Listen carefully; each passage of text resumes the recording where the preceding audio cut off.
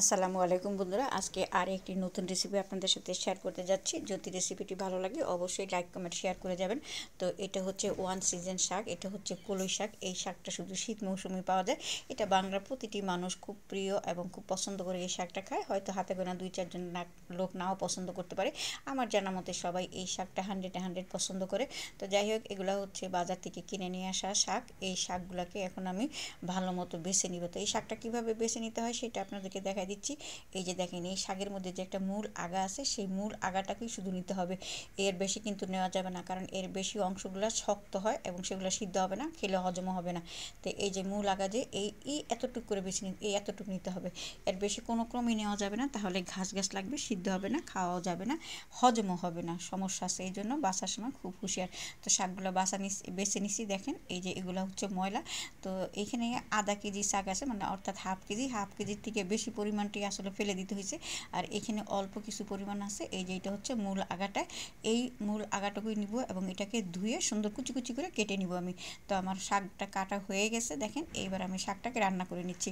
তো ফ্রাই প্যানে দিয়ে দিচ্ছি তেল এবং 2টো শুকনো মরিচ। এই শুকনো মরিচ দিলেই কিন্তু এই কলই শাকটা খেতে মজা লাগে। কাঁচামরিচও দিতে হবে। তো দেখেন আমি কী কী নিছি। এই যে শাকটা আমি কুচি করে নিছি, এইভাবে চিকন করে কুচি করে নেবেন। তো সেই সাথে নিছি পেঁয়াজের কলি কুচি, নিছি পেঁয়াজ কুচি, আদা কুচি, কাঁচামরিচ কুচি, আর নিছি ধনেপাতা কুচি। ধনেপাতাটা অপশনাল, এটা আপনারা দিতেও পারেন, নাও দিতে পারেন, তবে আদাটা মাস্ট বি দিতে হবে। আদাটা দিলে দারুণ মজা হয় কলই শাক।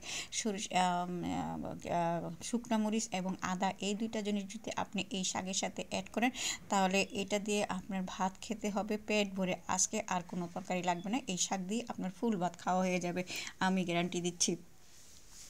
তো যাই হোক, আমার মরিচটা এবং আদাটা হয়ে গেছে। এখন এর মধ্যে আমি দিয়ে দিচ্ছি সামান্য পরিমাণে পেঁয়াজের কুচি। এই পেঁয়াজ কুচিটা একটু হয়ে গেলে আমি দিয়ে দিব এর মধ্যে কুচি করে রাখা যে কলই শাকটা আছে, সেই কলই শাকটা। দেখেন পেঁয়াজটা হয়ে গেছে, একটু লালচে লালচে ভাব হয়ে আসছে। এর মধ্যে আমি এখন দিয়ে দিচ্ছি কুচি করা কলই শাকটা। তো এই শাকটা আসলে আমি তেমন একটা কাটতে পারি না, আমার কাটা হয় না এই শাকটা। তো গ্রামের যারা অরিজিনাল, তারা কিন্তু কি সুন্দর করে কাটে, এত মিহি করে কাটে যে তখন কাঁচাই এটাকে খেয়ে ফেলতে মন চায়। আমার শাশুড়ি শাক কাটে, আমার খালা শাক কাটে, আমার মামি কাটতো, আমার আম্মা কাটতো, অসাধারণ সুন্দর হইতো তাদের শাক কাটা। যাই হোক, এখন কেউ কাটতে পারে না, এখন আমাদের জেনারেশন, আমরাও ঠিক মতো কাটতে পারি না।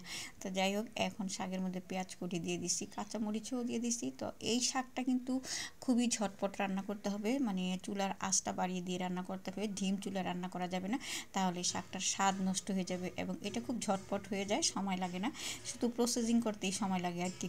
তো এই শাকটা কিন্তু ওয়ান সিজন শাক যেটা বলছি, সেই জন্য যারা এখনও খান নাই, খেয়ে নেবেন, দেখবেন এই শাকটা কত মজা। বাজারে পাওয়া যাচ্ছে এখন অ্যাভেলেবেল। তো আমার শাকটা রান্না হয়ে গেছে প্রায়, এখন আমি লবণটা দিয়ে দিচ্ছি। লবণটা দিয়ে একটু নাড়াচাড়া দিয়ে আমি শাকটা নামিয়ে ফেলবো, লবণের পানিটা শুকালি। তো দেখেন আমি শাকটা নামিয়ে নিছি, দেখতে কীরকম হয়েছে দেখেন। আজকে ভাত খাওয়ার জন্য আপনারা আর কিচ্ছু লাগবে না, আমি গ্যারান্টি দিচ্ছি। যদি এই শাকটা আপনি একবার খান, তাহলে প্রতি সিজনেই খাবেন এবং এক সিজনে বারবার খাবেন। সবাই ভালো থাকবেন, আল্লাহ হাফেজ।